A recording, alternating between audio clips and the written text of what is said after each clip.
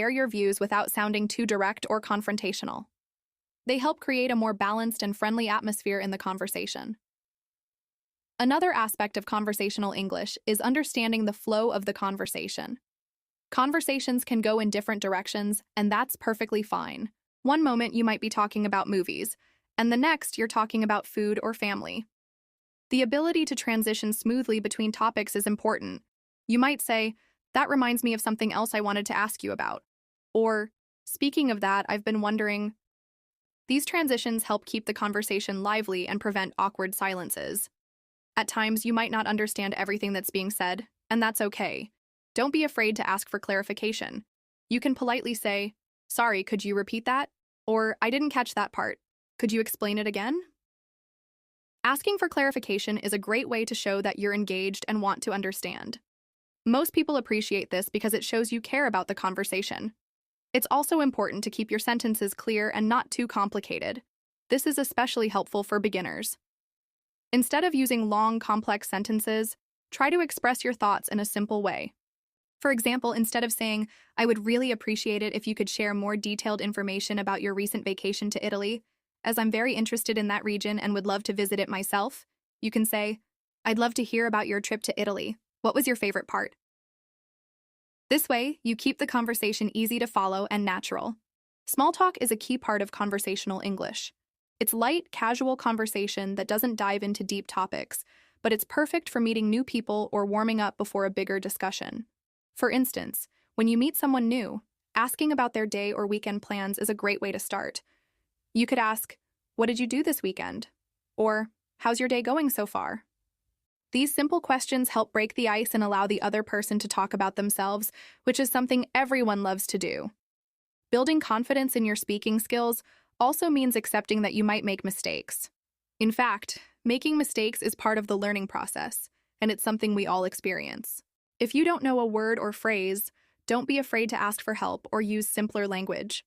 For example, if you forget a word, you might say, "I don't know the word for that, but it's like," describe it. Most people will appreciate your effort and be patient with you. One tip is to practice conversations every day. You can practice with a friend, a language partner, or even by yourself. Try talking to your mirror or use language exchange apps where you can speak with native speakers. The more you practice, the more confident and fluent you'll become. And remember, conversations don't have to be perfect. The more relaxed and natural you are, the easier it will be to keep the conversation going. When you're just starting, focus on the basics: greetings, introductions, and simple questions. As you get more comfortable, you can expand your vocabulary and talk about more complex topics like your hobbies, future plans, and opinions. Over time, you'll be able to express yourself with more ease and confidence. Now let's think about how to be a good listener as well as a good speaker. In a conversation, it's just as important to listen carefully as it is to speak clearly. When the other person is talking, make sure you're paying attention and not thinking about what you're going to say next. Nodding, maintaining eye contact, and giving small verbal cues like "I see" or "That's interesting" show that you're actively listening. Active listening is crucial for building connections with others and making your conversations more meaningful. Let's dive even deeper into improving conversational English skills. At its core, having a good conversation is about connection. It's about exchanging ideas, sharing experiences, and learning from each other. To achieve this, we need to develop both confidence and competence in using the language. Let's explore some strategies to elevate your conversational abilities, whether you're just starting out or looking to refine your skills further. A crucial element in building conversational English is expanding your vocabulary. The broader your vocabulary, the easier it will be to express your thoughts. But here's the thing: focus on learning words and phrases that are practical and relevant to your daily life. For example, if you often talk about hobbies, learn vocabulary related to your favorite activities. Instead of memorizing long lists of random words, try to learn phrases that you can immediately use in conversations. For instance, instead of just knowing the word travel, learn phrases like "I'd love to travel to," or "What's the best place you've traveled to?" This way, your learning is purposeful and directly applicable. Another effective method is to learn common idioms and expressions. These are phrases native speakers use all the time, and understanding them can make your conversation sound more natural. For example, instead of saying, "I'm very tired," You can say, I'm worn out. Or instead of saying, I agree with you, you might say, we're on the same page. These small changes can make your speech sound more fluent and engaging. Pronunciation is another key area to focus on. When we communicate, it's not just about what we say, but how we say it. Practicing clear pronunciation will make your conversation smoother and more effective. To improve, listen closely to how native speakers pronounce words.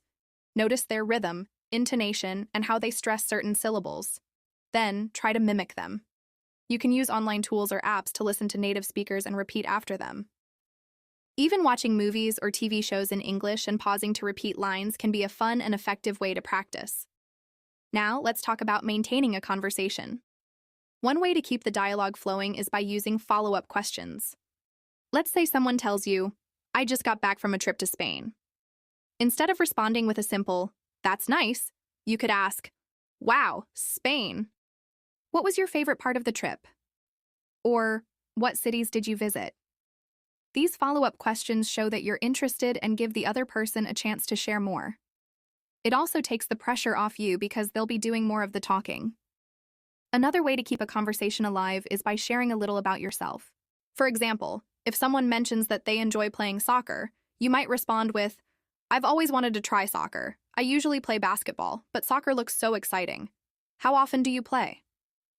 By sharing something about yourself, you make the conversation more interactive and create a sense of mutual exchange. Now, let's address a common challenge: what to do when you're unsure about what to say. This can happen to anyone, especially when speaking a second language.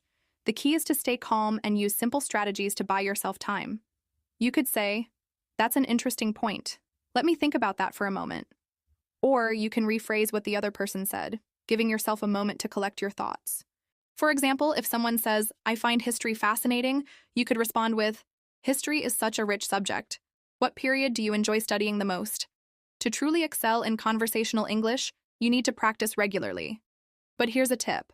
Don't just practice in a structured way, like in a classroom. Try to engage in real-life conversations whenever possible. Whether it's chatting with a colleague, joining a group discussion, or even talking to yourself while cooking dinner, every bit of practice helps.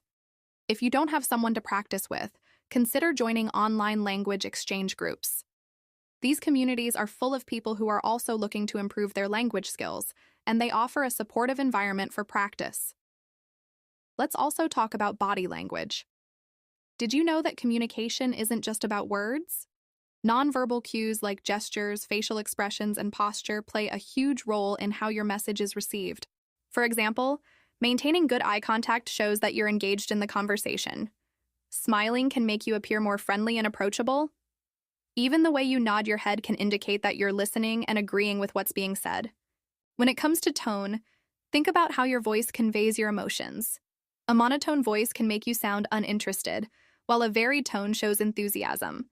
Practice speaking with energy and emotion, especially when you're talking about topics you're passionate about. This makes your conversation more lively and enjoyable for both you and the person you're speaking with. Mistakes are inevitable when learning a new language, and that's okay. Instead of feeling embarrassed, view them as opportunities to learn. For instance, if someone corrects your grammar, don't be discouraged. Thank them for helping you improve. Remember, the goal is progress, not perfection. Every mistake you make brings you one step closer to fluency. Lastly, let's consider the cultural aspect of conversational English. Language isn't just about words, it's also about understanding the culture behind them. For example, in some cultures, it's common to be very direct, while in others, people tend to be more indirect to avoid confrontation. Learning about these cultural nuances can help you navigate conversations more effectively. For instance, understanding that Americans often say, "How's it going?" as a casual greeting, even when they don't expect a detailed response, can save you from confusion. In summary, improving your conversational English is a journey that involves vocabulary building, practicing pronunciation, mastering small talk, and understanding cultural nuances. With consistent effort and a positive attitude, you'll find yourself becoming more confident and fluent in no time. Let's take a deeper dive into some more advanced techniques for mastering conversational English. We've covered the basics, but to reach fluency, you'll need to step up your game. One effective way to do this is by practicing active listening. Active listening means truly focusing on what the other person is saying, without planning your response while they're talking. It's about understanding the speaker's words, emotions, and intentions. This is a skill that goes beyond just hearing words. It involves thinking critically and responding thoughtfully. When you listen actively, you're able to ask better questions, provide more insightful answers, and connect with the speaker on a deeper level. Active listening is essential for any great conversation, as it shows respect and interest in the other person's point of view. To practice active listening, try repeating back what the speaker has said, but in your own words. This is called paraphrasing, and it helps confirm your understanding. For example, if someone says, "I've been feeling tired lately because of my new job," you could respond with, "It sounds like your new job is really demanding. I can see why you'd feel tired." This shows that you've been paying attention and makes the conversation more engaging. Another way to improve conversational skills is by focusing on your fluency. Fluency refers to your ability to speak smoothly and without hesitation, even when you don't know the exact word for something. To practice fluency, try speaking about a topic for a set period of time, like 2 minutes or 5 minutes without stopping. You can start by choosing simple topics, such as, "What did you do this weekend?" or "What's your favorite food?" This exercise helps you think on your feet, and it's okay if you make mistakes along the way. Fluency is about communication, not perfection. The more you practice, the more comfortable you'll become with expressing yourself quickly and clearly. One of the biggest hurdles for many learners is dealing with nerves or anxiety when speaking English. It's normal to feel a little anxious when speaking a second language, but don't let that hold you back. One way to build confidence is by practicing in a safe and supportive environment. You can start by speaking with close friends or family members who won't judge you. As you get more comfortable, try to engage in conversations with strangers or even online language exchange partners. Remember, making mistakes is a part of the learning process. Every time you speak, you're getting better, and with each conversation, your confidence will grow. It's also important to learn how to manage conversations effectively. For example, if you feel like the conversation is running out of steam, you can introduce a new topic or ask a follow-up question. Here's an example. If you're talking about movies and the conversation starts to slow down, you could ask, "What's the last movie you saw in the theater?" Or, "Do you have a favorite actor or actress?" These questions help you keep the conversation flowing, and they also show that you're genuinely interested in learning more about the other person's experiences. Another critical aspect of improving your conversational English is developing your ability to use transitions effectively. Transitions are words or phrases that help connect your ideas smoothly, making your conversations more coherent and easier for others to follow. For example, when you want to add more information, you can use phrases like "in addition," "furthermore," or "not only that." When presenting contrasting ideas, you might say, "However," "on the other hand," or "that being said." Transitions act as bridges between your sentences, helping to guide your listener through your thoughts seamlessly. Practicing these phrases in context can make your speech more polished and professional. Additionally, understanding and practicing idiomatic expressions can greatly enhance your ability to engage in natural conversations. Idioms are phrases where the meaning isn't immediately clear from the individual words, such as "break the ice," which means to start a conversation in a relaxed way, or "hit the nail on the head," meaning to describe something perfectly. Using idioms correctly can make your English sound more fluent and native-like. Start by learning a few common idioms and practicing them in sentences. For instance, if someone asks how your weekend was, you might say, "It was a blast. I got to spend time with my friends." This not only shows your understanding of casual expressions, but also makes the conversation more lively and relatable. Learning how to respond appropriately to different tones and situations is another essential skill. Conversations can be formal, like in a business meeting, or informal, like when chatting with friends. Being able to adapt your language and tone accordingly is crucial. For formal situations, use polite language and avoid slang. For example, instead of saying, "What's up?" you might say, "How are you doing today?" On the other hand, in informal settings, it's perfectly fine to use more casual language. By practicing in both formal and informal contexts, you can develop the flexibility to navigate any conversational situation with ease. Building a strong vocabulary is equally important. To express yourself clearly, you need to have a wide range of words at your disposal. One effective way to expand your vocabulary is by learning words in context rather than in isolation. For example, instead of just memorizing the word excited, learn phrases like, I'm excited about my new job, or she was excited to meet her favorite author. This helps you understand how the word is used in real-life situations. Additionally, try to learn synonyms and related words. For instance, along with excited, you could learn thrilled, overjoyed, and ecstatic. This will allow you to express yourself more vividly and precisely. Pronunciation is another critical area to focus on. Even if your vocabulary and grammar are excellent, unclear pronunciation can make it difficult for others to understand you. To improve your pronunciation, try practicing with tongue twisters, as they help train your mouth and tongue to produce sounds more accurately. For instance, she sells seashells by the seashore can help you practice the S and sh sounds. Additionally, listen to native speakers and mimic their pronunciation, intonation, and rhythm. Record yourself speaking and compare it to native speakers to identify areas for improvement. With consistent practice, you'll notice a significant improvement in your clarity and confidence. Another valuable strategy is to learn how to use questions effectively in conversations. Asking good questions shows that you're interested in the other person and keeps the dialogue going. There are different types of questions you can use. Open-ended questions like, what do you think about the new park in our neighborhood? Encourage the other person to share their thoughts in detail. Closed-ended questions like, do you like coffee? Are useful when you want a simple yes or no answer. Balancing these two types of questions can help you steer the conversation in a natural and engaging way. Understanding body language and nonverbal cues is also essential for successful communication. Sometimes what you don't say speaks louder than words.